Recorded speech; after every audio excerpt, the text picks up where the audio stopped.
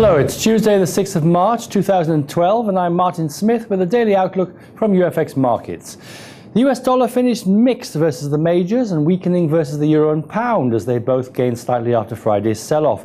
China cut its growth target for 2012 by 8.50%, its lowest level in 8 years, raising recovery fears. US stock markets finished lower, with the Dow declining by minus 0.11% and Nasdaq by minus 0.36%.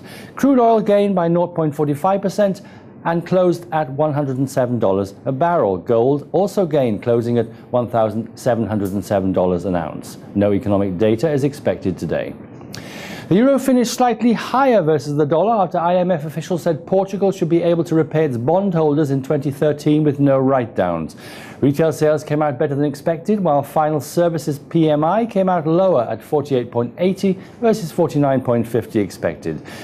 The euro-dollar is currently considered bearish below the 133 resistance level. The pair faces its next support level around 131.80. Today, revised GDP is expected unchanged with minus 0.30%, showing that the contraction in the European economy continues.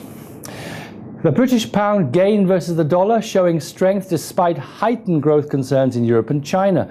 BOE Governor King is looking to make personnel changes in key positions in the BOE's economics division. The FTSE 100 declined by minus 0.61% at 5,874.82, weighed by China's growth concerns. The pound-dollar continues to be bearish as long as it remains below the 159.60 resistance level, with the pair facing its next major support at 156.50. No major economic data is expected today. The yen continued weakening versus most majors as fears of more intervention in the currency market by the Bank of Japan rise and lower the effect of China's slower growth target. Technically, the dollar-yen broke above its strong resistance level at 80 and the momentum continues to be bullish.